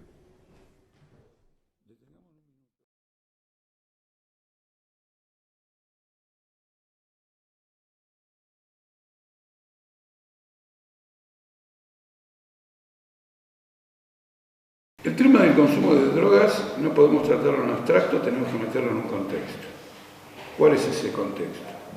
El contexto es el de un capitalismo perverso y decadente, en completa declinación, que tiene un impacto descomunal sobre el conjunto de la juventud. No de ahora, sino en el último cuarto del siglo, lo único que crece es la desocupación, el trabajo precario, el trabajo part-time. Es decir, crece la falta de perspectiva social para los más jóvenes. Ahora, como consecuencia de la crisis capitalista que estamos viviendo, eso se ha acentuado al extremo. Tasas del 40% de desocupación en países como España, Grecia, la precarización laboral es fenomenal, etc. Entonces tenemos una circunstancia muy elemental, muy sencilla. En lugar de que la adolescencia sea vivida con intensidad por la perspectiva que abre a la vida adulta, la posibilidad de cosas, de emprendimientos individuales, de iniciativa, vocaciones, en lugar de sentir eso, la mayor parte de la juventud vive en una situación dramática. En lugar de estar acusada por la adrenalina, está acusada por la depresión, una depresión personal muy grande. Es en este contexto que se inserta el mundo de la droga y que encuentra un mercado para eso. Por otro lado, esa misma decadencia capitalista hace que la mayor parte de la rama de la industria, el beneficio capitalista, relativamente caiga. Y en cambio es muy acentuado el incremento de ese beneficio capitalista en las drogas, en las armas, en la trata de personas. Si nos sacamos de este contexto no entendemos de qué se trata el problema. El problema es la destrucción sistemática de la juventud más vulnerable, de la juventud trabajadora, como consecuencia de la drogadicción. El Hospital Fernández, que es el que tiene el mayor departamento de drogadicción o de toxicomanía, mejor dicho, acá en la ciudad de Buenos Aires, yo lo recorrí y los médicos están realmente aterrados. Es una población que crece constantemente, no hay lugares para atender, no hay nada, pero es un fenómeno extraordinario. Para el Partido Obrero, para mí, esta política, esta expansión del consumo de drogas es una política de destrucción de la juventud por parte del capitalismo, de desmoralización de las familias trabajadoras. Y no hago distinción entre una droga y la otra, porque ante la envergadura del problema se trata de una única cosa. Hay sin embargo quienes dicen, bueno, No podemos admitir la represión a la juventud por las drogas. Los primeros en admitirlo somos nosotros. Rechazamos fervientemente y llamamos a movilizarnos para defender a los jóvenes que consumen drogas de la represión. La represión no tiene ningún lugar que hacer aquí. La represión es la represión del mismo Estado que promueve la destrucción de la juventud. Además, nosotros somos un partido libertario. Nosotros luchamos por la abolición del propio Estado, que es una maquinaria de represión. Ninguna represión a la juventud. Pero no es una salida el tema de dar la libertad de producción de drogas. Fíjense hasta qué punto no hay ninguna salida. Que todas las leyes que conocemos, que reglamentan esta libertad para consumir drogas, para producir drogas, por ejemplo, en Uruguay, tienen cláusulas increíbles. Uno se tiene que registrar cuando va y compra marihuana o lo que fuere que estuviera liberado. Y ese registro es manejado por el Estado. El Estado dice que lo va a mantener en secreto. Después de lo de Snowden y el soldado Manning, ya sabemos qué es lo que el Estado mantiene como secreto. Los jóvenes terminan teniendo un prontuario en manos del Estado. Eso puede llegar a las empresas y ser un causal, pero por años y años, de que no te tengan en el trabajo. Cambia el gobierno, porque a lo mejor ahora hay un gobierno progresista, entre comillas, cambia el gobierno, viene un gobierno derechista, ¿y qué pasa con todo ese prontuario? Es decir, que la libertad para consumir drogas, como por ejemplo se está probando en Uruguay, es un lindo pretexto para organizar un sistema de espionaje y por lo tanto de represión, como en Argentina el Proyecto X. El tema de la droga en América Latina además tiene una importancia adicional. En países como Colombia y como México, y Perú, es una de las formas más importantes de expulsión de los campesinos y de concentración de la propiedad de la tierra. Por eso no se puede luchar, lo digo adicionalmente, contra el narcotráfico si no es impulsando una gigantesca reforma agraria. El Partido Obrero te dice lo siguiente: organicémonos para dar a la juventud nuestra, a la juventud trabajadora, una perspectiva. Y la adrenalina la vas a conseguir cuando te encolumnes en una lucha, cuando te asocies a una causa positiva como la causa del socialismo, como la causa, lo digo con todas las letras para que no haya ningún equívoco, cuando te alinees y te organices y te movilices y entregues lo mejor y lo más creativo que tenés vos por la revolución socialista, por el gobierno de los trabajadores. Entonces, de nuevo, vamos a tener una perspectiva de futuro. Y en la medida que tengamos una perspectiva de futuro, tenemos todo en nuestras manos. Esta es la inequívoca posición del Partido Obrero y, para subrayártelo más, la inequívoca posición mía.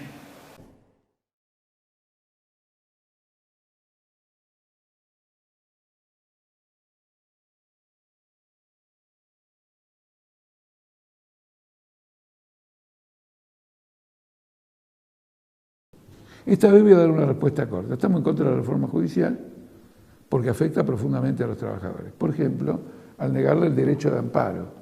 Es decir, si hay una injusticia contra un trabajador, ahora se prevé crear nuevas cámaras y, por lo tanto, si hay un amparo y el primer juez lo rechaza, o el primer juez lo aprueba, el que está en contra del obrero pide un amparo, va a otro juez y recién entonces va a la Corte Suprema. Vos alargás el proceso judicial. Es lo que el gobierno está haciendo con los jubilados, no les paga, y va alargando el proceso judicial, lo va demorando, el jubilado se murió. Pero puede ser un trabajador de una RT que tiene un accidente, ¿no es cierto? Tiene una controversia con la RT, lo que la RT quiere pagar él no está de acuerdo, va a un juez, el juez le dice el obrero tiene razón, la RT apela. Entonces ahora va a una nueva Cámara que antes no existía, que viene con la reforma judicial. Estamos absolutamente en contra. Está diseñada, miren lo que les voy a decir, está diseñada para contener la crisis fiscal del gobierno.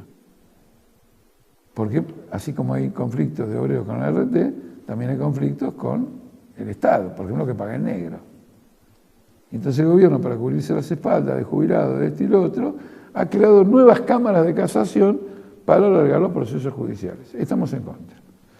Lo que nosotros proponemos de un modo general y quiero aprovechar la pregunta para eso, lo siguiente. Nosotros somos partidarios de la elección de todos los fiscales y del fiscal general, que en este caso es la procuradora Gil Carbó, por el pueblo, y el derecho a revocarlos, y la elección de los jueces, y el derecho a revocarlos.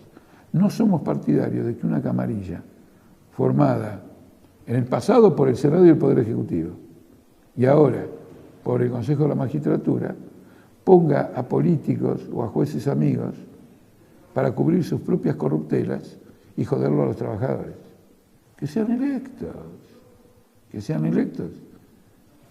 Si son electos, el pueblo va a estar interesado en seguir cuál es la actitud de cada juez.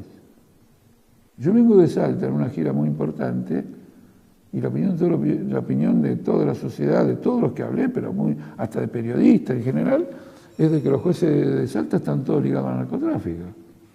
¿Quién lo va a echar? ¿El gobernador de Salta? Si él fue el que lo nombró con el acuerdo del Senado. No hay solución. Tienen que ser electos.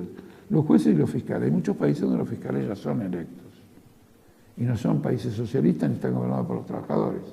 Pero son cuestiones democráticas que nosotros también hacemos nuestra en el marco de otro sistema social, político, económico, ¿no es cierto?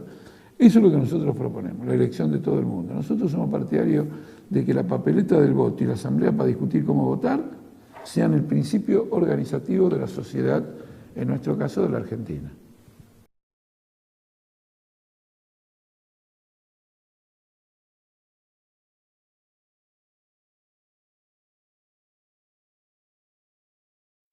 Entendemos por canasta familiar no la cesta básica de alimentos a la que con frecuencia se refiere el gobierno, sino el conjunto de necesidades de una familia trabajadora que corresponden a la época histórica que vivimos, como educación, recreación, cultura, ropa y una serie de medios tecnológicos, acceso a la televisión, cine, teatro. Bueno, eso es una canasta familiar. El costo de esa canasta familiar al día de hoy es 8.000 pesos. Y la canasta familiar representa el valor de la fuerza de trabajo.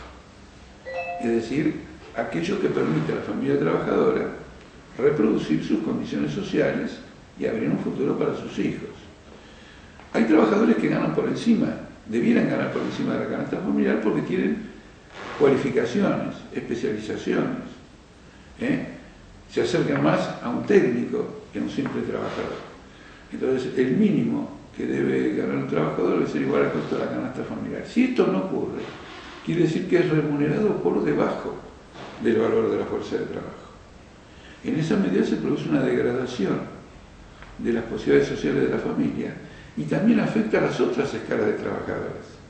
Porque cuando un trabajador en la escala mínima recibe menos que el costo de la canasta familiar, probablemente un trabajador calificado que debiera ganar bastante por encima del costo de la canasta familiar, está llegando él al costo de la canasta familiar. Es una reivindicación muy importante del movimiento obrero, porque tiene que ver con la lucha contra la degradación que le impone el capitalismo, tiene que ver con la lucha por la mejora de su familia, tiene que ver con la lucha por capacitarse para transformar esta realidad social.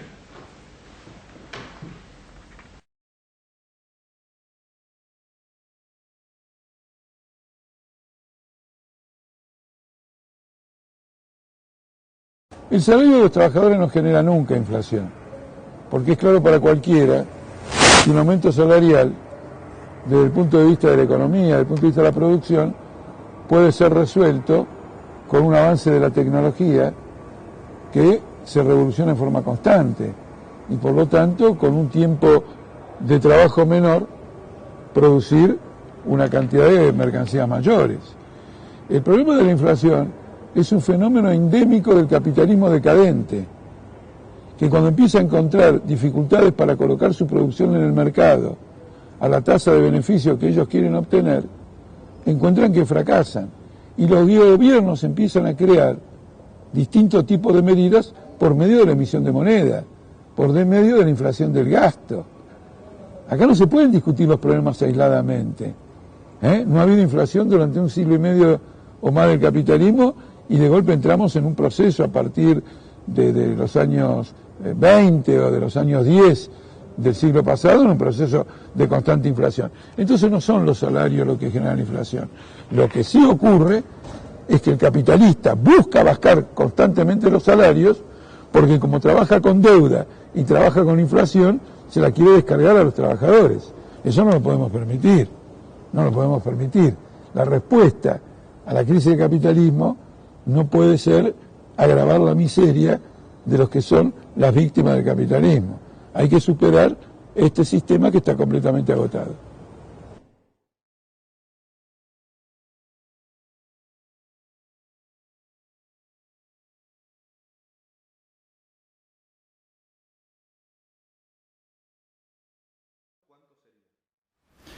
El legislador no puede ganar mucho más, no debe ganar mucho más de lo que gana un obrero calificado. Porque entonces, ¿qué se propone? ¿Representar al pueblo o hacer una carrera personal? Hoy están ganando 40 lucas. Un tipo que va al Parlamento para ganar 40 lucas está pensando en su futuro personal y le importa un bledo los intereses del pueblo que lo votó. El que quiera realmente representar al pueblo tendrá que demostrar que no lo guía el interés personal. Y eso significa que tiene que ganar no lo que es el salario mínimo, el salario de un trabajador calificado, perfectamente. También ser legislador implica alguna calificación, pero no más. Y este es un punto fundamental. Si usted quiere saber por qué lo engaña, por qué le miente, por qué un conjunto de cuestiones, tiene que saber que están detrás de una carrera personal, de una carrera económica, de un beneficio, y no el representante del pueblo. Los mismos legisladores que votan la ley que les permite cobrar 40.000 pesos son los que votan las leyes que perjudican a los trabajadores, las que no suben el salario mínimo. Ellos son generosos con ellos mismos y son profundamente malvados con el pueblo que los votó. Entonces esto no es una cuestión menor, es una cuestión importante, es una cuestión importante. Por lo menos es una cuestión importante para denunciar que lo que se llama democracia y representación popular es un fenómeno del engaño. Nosotros, los de Frente de Izquierda, no nos prestamos a ningún engaño, luchamos por una representación popular, queremos que los gobernadores gestionen la vida social y económica de este país y por lo tanto nuestro salario será el de un trabajador docente, el de una vez, 20, el costo de la canasta familiar. Bueno, está establecido que sea de un trabajador docente de acuerdo al convenio colectivo de trabajo de CETERA.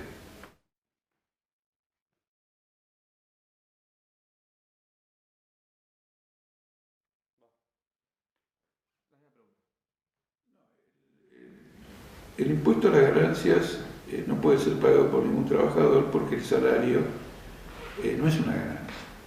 El salario es el precio de la fuerza de trabajo. Una ganancia es una cosa completamente diferente, la diferencia entre el precio y lo que cuesta producir un producto. Y por lo tanto solo los capitalistas tienen ganancias. Los que no son capitalistas no tienen ganancias, no deberían pagar ningún impuesto a las ganancias, porque al ser un precio, si pagan un impuesto, es como que le reducen el precio de lo que está entregando, que es su esfuerzo laboral. Ahora, el impuesto al salario o el impuesto a la cuarta categoría de ganancias no es el único impuesto que paga el trabajador. El trabajador paga 21% de IVA. Cuando va a un supermercado a comprar, ¿no? 21% del precio de lo que compra es un impuesto, no es el costo de producción de ese producto. Y si consideramos que el impuesto al salario es un 8 o 10% promedio y el IVA es el 21%, ya tenemos el 31%. Para el trabajador también ponemos el % para su propia jubilación. Y teniendo en cuenta que es un salario diferido, lo tendría que poner la parte patronal. No lo puede poner el propio trabajador. Así que tenemos 11 más 21 son 32, más un promedio de 10 son 42. Ahora hay otros impuestos que gravan el consumo, por ejemplo ingresos brutos. Hay otros también que gravan ese consumo.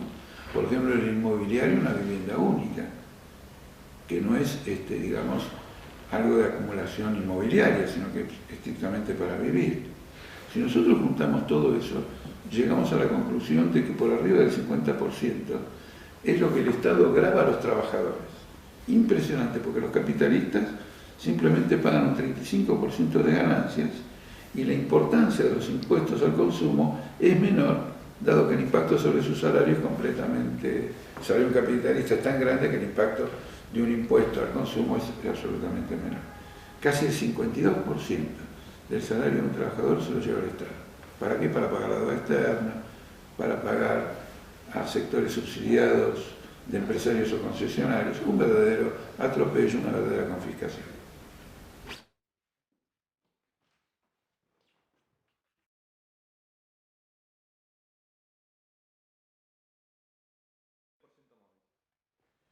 La jubilación debe ser del 82% móvil por una razón que se cae de su propio peso. Yo laburo hasta el día de hoy, gano 100. Me jubilo, el lunes ganaba 100, hoy me jubilo, el martes gano 40. Se me derrumba mi vida. Entonces es lógico que sea el 82% móvil, que es una forma de decir que gano 100, menos lo que cuando era un trabajador activo me descontaba como aporte jubilatorio. Entonces, digamos, un aspecto fundamental. El otro aspecto fundamental es que el que se jubila aportó durante toda su vida de trabajo para poder conquistar este 82% móvil. El 82% móvil o la jubilación es un salario diferido. Lo que el trabajador tendría que haber cobrado durante su vida activa, lo difirió para poder cobrarlo en su vida pasiva. Si no recibe el 82% móvil, quiere decir que la parte patronal se quedó con una parte del salario que precisamente no se cobró y fue postergado para asegurar luego la vida del trabajador con posterioridad al cese de su vida laboral. Entonces es un asunto extremadamente serio, porque pagarle a un trabajador 40 o 35% de lo que ganó o de lo que ganaba al momento en que se jubiló equivale a una confiscación de los salarios que no se cobraron precisamente para que su acumulación y su capitalización sirvieran para pagar el 82% más.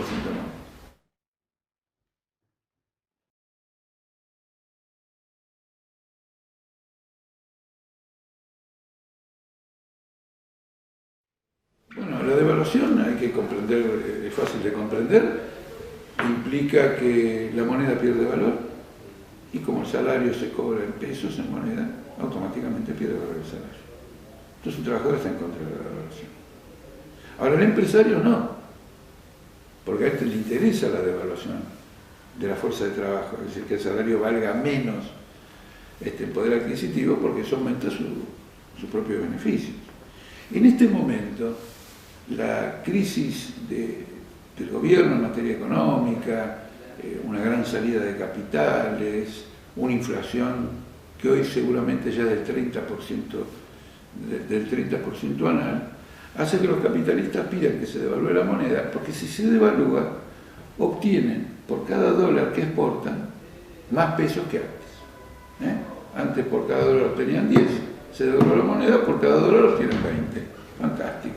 El salario del trabajador queda en el mismo lugar, por lo tanto hay una desvalorización del 20% y habrá que hacer una lucha después para recuperarlo, pero por el momento es un desfalco contra el trabajador.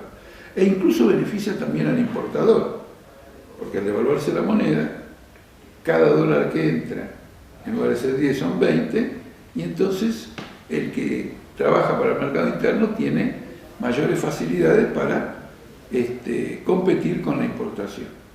Todos los sectores en este momento, el gobierno nacional y todos los sectores de la oposición, especialmente el centro izquierda de Pino Solana, Carrió, Donda, Tumini y Terraño, son partidarios de una devaluación.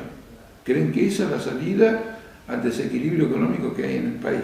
Todos. Y el gobierno no solo está devaluando el peso oficial a un ritmo mayor al de la inflación, sino que además ha creado el SEDIN, que es otra moneda paralela al peso, que hoy se compra y se vende alrededor de 8 pesos.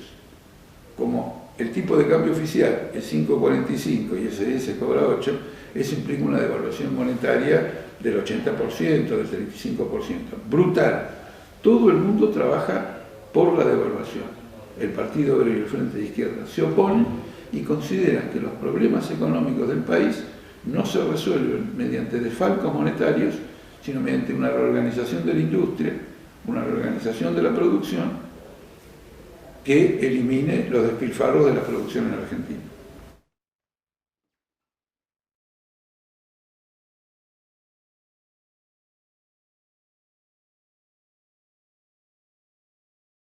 Bueno, quiero decir en primer lugar que el proyecto del gobierno deja bajo el mínimo no imponible a 1 millón de trabajadores.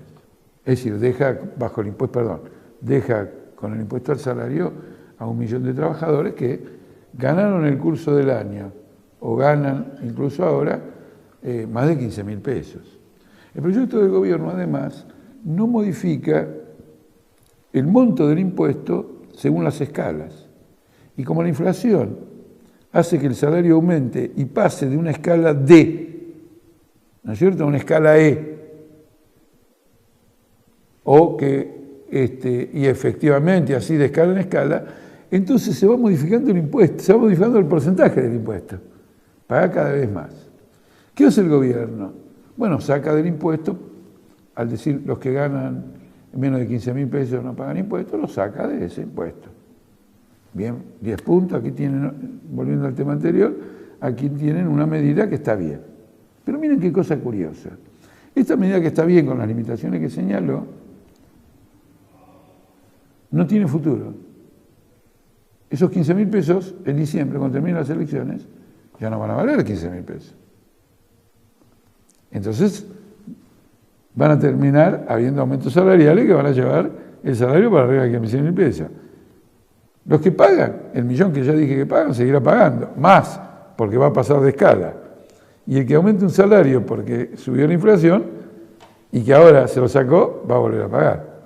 El gobierno nos sacó una ley diciendo esto se ajusta por inflación, 15.000 aumenta la inflación, el 10%, 16.500 no paga, otro 10%, 18.000 no paga, no.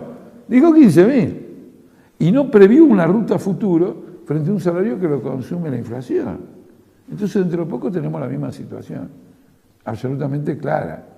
Y acá hay una intencionalidad, porque el gobierno tiene mayoría legislativa, podía haber hecho una ley integral que asegure que estas escalas que ahora no pagan, no lo pagarán jamás.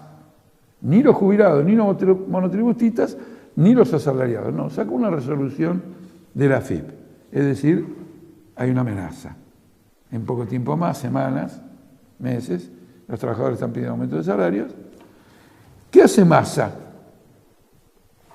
Massa, en primer lugar, atiende a un problema que tiene la propia clase patronal, que empieza a ver que los trabajadores le dicen, mira, viejo, el gobierno no nos da bola, el impuesto del salario pagalo vos. Y empiezan movimientos de lucha en la fábrica para que la patronal ponga la plata que la patronal le saca para pagar el impuesto al salario. Y entonces las patronales dicen, nos estamos chupando un conflicto. Y el otro tema es que hay un obrero que gana 10, pero con eso no le alcanza para vivir. Entonces hace horas extras y pasa a ganar 16. Por hacer horas extras, paga un impuesto al salario. Entonces dice, no quiero, va el patrón y dice, no, horas extras no me interesa, los domingos quiero pasarlo en familia. Y el patrón quiere que él no pase el domingo en familia, sino que pase laburando.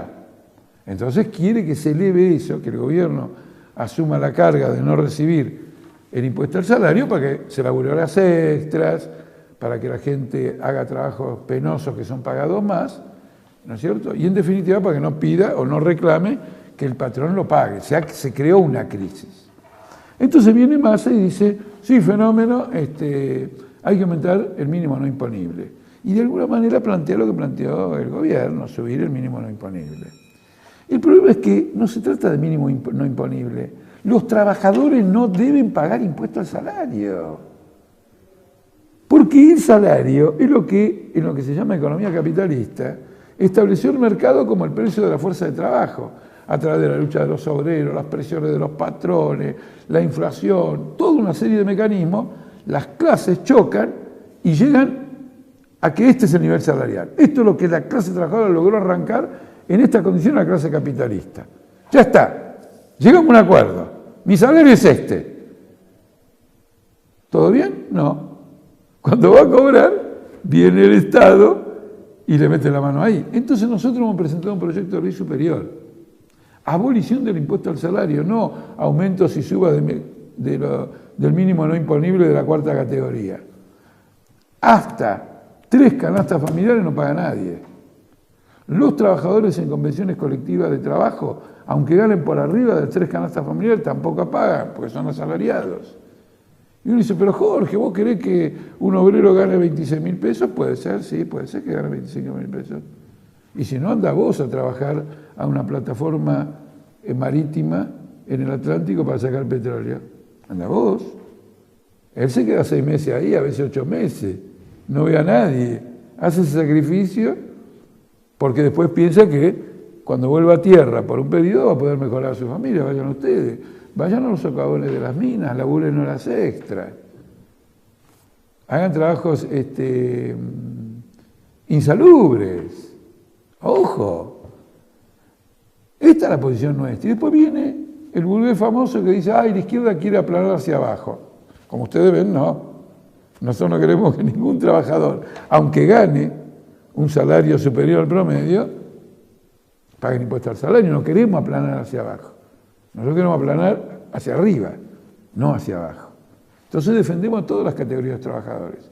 El kirchnerismo, que dice venir del peronismo, sin embargo, decía que las categorías superiores de trabajadores eran privilegiados y que había que redistribuir el ingreso entre los que ganan esos salarios más altos y los que ganan salarios menores. Ah, es una vergüenza. No le meten la mano a los bancos, no le meten la mano a los de la deuda externa, no le meten la mano a nadie cuando un tipo por calificación, por sacrificio, por trabajo extenuante, por insalubridad, está ganando mal y quieren meter un impuesto para sacárselo. No. Para terminar, hay otro impuesto al salario, fuera de este. Este es un impuesto directo al salario. El otro es el IVA. Es un impuesto indirecto al salario. Lo paga el trabajador cuando va al supermercado. No paga el producto, sino que en un 21% paga el impuesto. Ese impuesto va a los subsidios, al pago de la deuda externa, va a los capitalistas. Estamos en contra también de decir nosotros, en el Frente de Izquierda, en el Partido Obrero, planteamos la derogación de todos los impuestos al consumo por su condición de impuestos confiscatorios.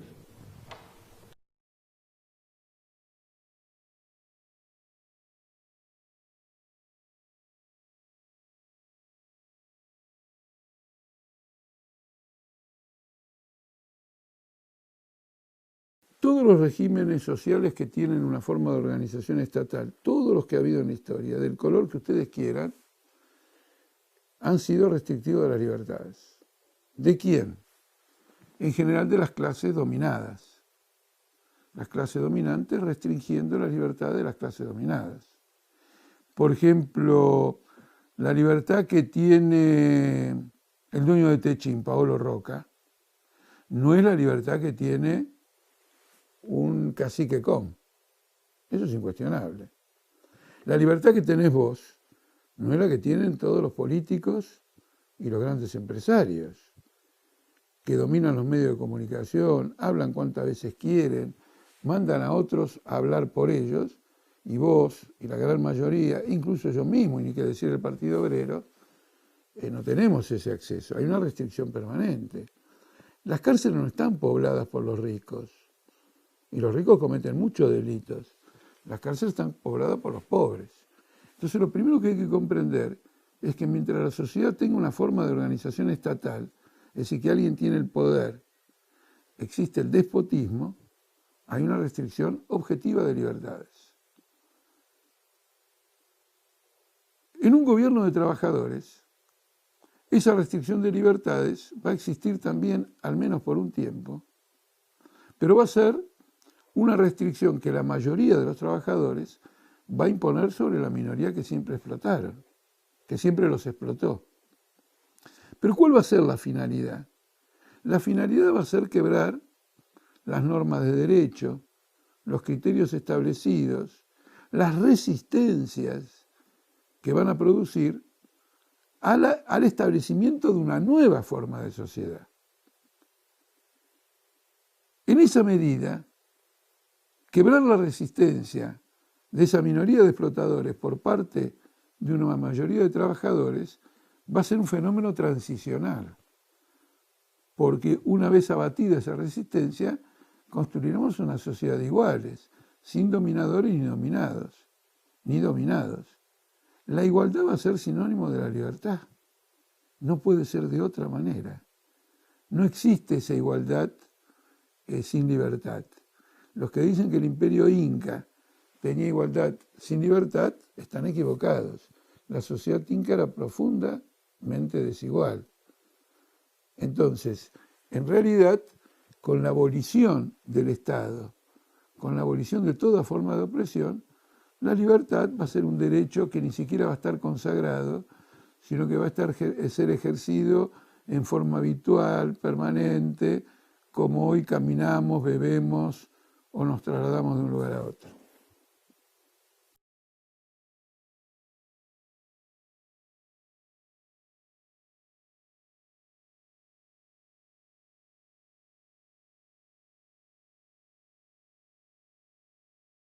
Para muchos la idea es terrorífica, pero en el mal sentido. No terrorífica porque una intendencia del Partido Obrero emprendería una acción en defensa de los trabajadores, que a muchos les aterra, sino terrorífica en el sentido contrario. Uy, pero una intendencia, todo el país es capitalista, todos los gobiernos son podridos, menos esa intendencia. Miren qué curioso, ya discutimos qué vamos a hacer. Ya fue discutido en una asamblea pública en Colonia Santa Rosa, en el departamento de Orán. Haciendo un análisis de la realidad social de todo el departamento, nosotros hemos llegado a la siguiente conclusión. Si nosotros ganamos la intendencia, probablemente ahora el 6 de octubre, donde están las pasos provinciales, ya ganemos. Pero no está en juego la intendencia, está en juego las pasos provinciales para legisladores, ¿no es cierto? Pero si salimos primero, porque en la elección anterior estuvimos a 30 votos de salir primero, si salimos primero ya estaríamos ahí. Y en estas provinciales no vamos a ganar la intendencia, pero vamos a tener mayoría en el Consejo Deliberante. Miren ustedes. Bueno, hemos discutido lo siguiente.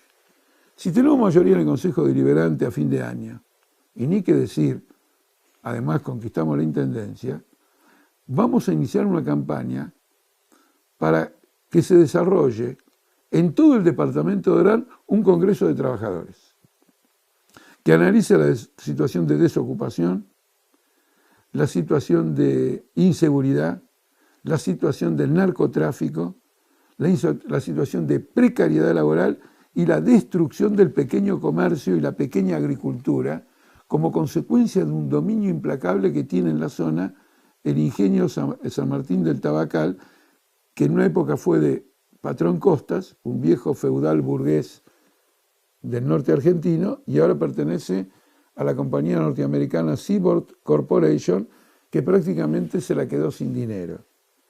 Y ese congreso, que vamos a convocar, lo vamos a hacer con la autoridad que nos da haber ganado la elección en alguno de esos pueblos, y por el voto que saquemos en la cabeza del departamento y en otros pueblos. Y ese congreso, el programa que adopte, va a ser el programa de la intendencia y se va a iniciar una campaña de movilizaciones, de propaganda, etcétera, para realizar los objetivos de ese congreso, que seguramente pasarán por la recuperación para el pueblo del ingenio y su diversificación en un conjunto de desarrollos económicos, agrícolas e industriales para sacar al departamento de Orán de una situación completamente imposible. En una palabra, los métodos de nuestro trabajo en el plano municipal, en el plano legislativo provincial y nacional, siempre van a ser los métodos de la movilización de los trabajadores sobre la base de un programa, sobre la base de un objetivo, sobre la base de un debate, porque no puede haber una transformación en el marco de instituciones como las actuales que prácticamente la hacen imposible, que son rígidas, las hacen imposible, consagran derechos adquiridos para los viejos explotadores de cada zona. El interior argentino, tanto en el noroeste como en el noreste, como lo dice un libro que voy a comentar en estos días, es una situación de feudalismo en la explotación de los trabajadores, en la expulsión de campesinos, y en la medida que permanezca el destino de nuestro pueblo no puede ser nada bueno. Entonces, si ganamos, lo vamos a considerar como un mandato para convocar un Congreso de Trabajadores de la zona norte del departamento de Orán, en la provincia de Salta, y más allá de eso, de todo el departamento de Ingenio de Jujuy. Porque quien conoce la geografía del lugar, van a ver que, salvo la demarcación donde está la policía caminera, dividiendo una provincia de la otra, toda esa parte de Jujuy, especialmente San Pedro, el Libertador General San Martín y Orán, forman un espacio geográfico y un espacio social homogéneo.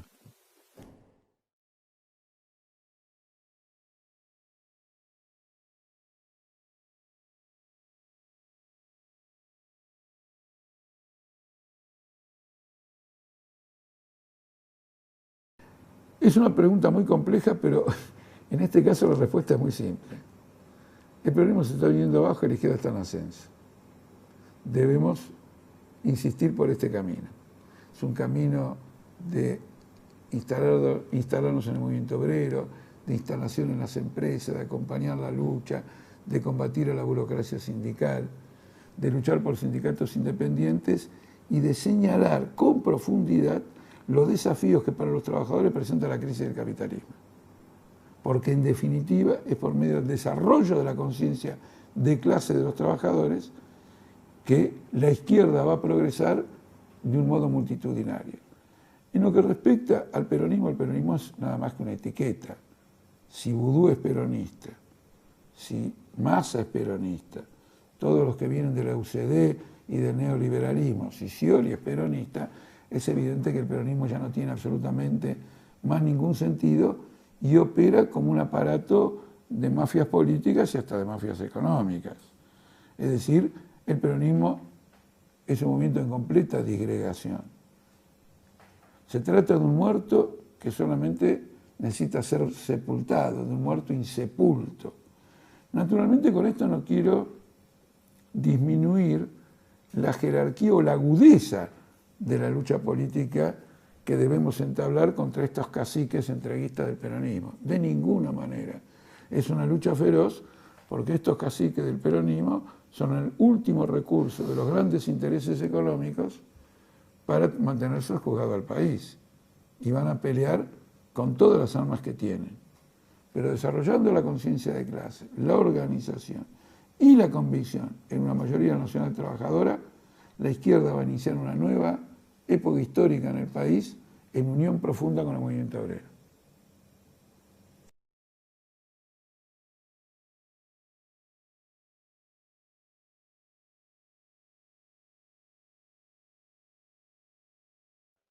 Bueno, mirá, por la misma razón que Hugo Chávez iba a la ONU y antes de Fidel Castro.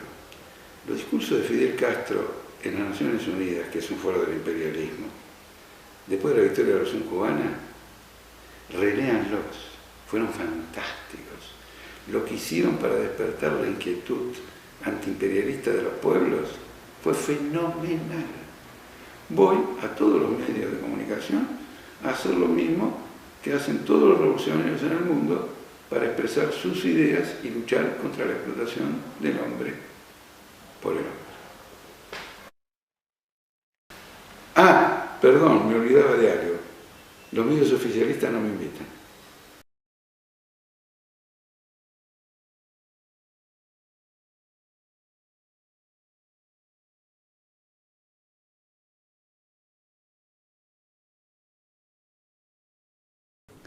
Bueno, ahora hay una pregunta que no es ni una falacia, ni tengo ninguna clase de reparo, es una linda pregunta. ¿Por qué se cambió de nombre? Bueno, digamos antes que nada que es una pregunta que tiene 4 décadas de antigüedad. Es cierto que a lo mejor el que la hizo debe tener menos de 40 años y a lo mejor menos de 30, pero digamos me la tenía que haber hecho hace 40 años. Hace 40 años nos cambiábamos todos de nombre, porque éramos reprimidos, había dictaduras, inclusive nos llamábamos entre nosotros con el nombre que nos habíamos cambiado, y como éramos muy jovencitos, la idea de cambiarnos los nombres no vino de nosotros mismos, vino de los adultos con los cuales nosotros militábamos. Y efectivamente me acuerdo quién fue el adulto que me dijo, una vez que le entregué un artículo para el diario que él dirigía, periódico que él dirigía, me dijo, che, pero ponele otro nombre. Y fue la primera vez que me puse otro nombre que no era Altamira, era otro. Salí del paso, digamos, con otro. Porque no eran épocas ahora que son difíciles, porque ahora hay gatillo fácil, hay represión, hay tortura en comisarías, hay espionaje de Proyecto X, pero estas eran dictaduras absolutamente, digamos, crueles y represivas y nos cambiamos de nombre. Eso ocurrió hace 40 años. El punto es si cuando me presenté a elecciones debía cambiar el nombre que ya estaba utilizando como militante. Y ahí todos los compañeros coincidimos en lo siguiente, que cambiar el nombre no solo iba a provocar un problema de desconocimiento, quién es este, conocemos al otro pero no a este, sino algo más profundo. Les digo con toda sinceridad, algo que me afectaba en lo personal.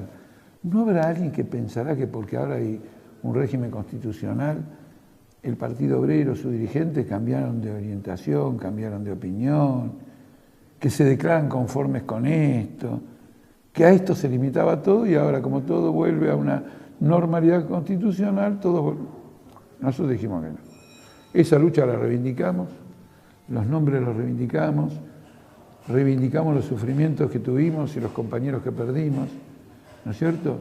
Nos hacemos cargo de las derrotas que nos infligieron como un aprendizaje para que no nos vuelvan a derrotar, y me presenté a la justicia electoral y dije, me gustaría presentarme con este nombre por estas razones.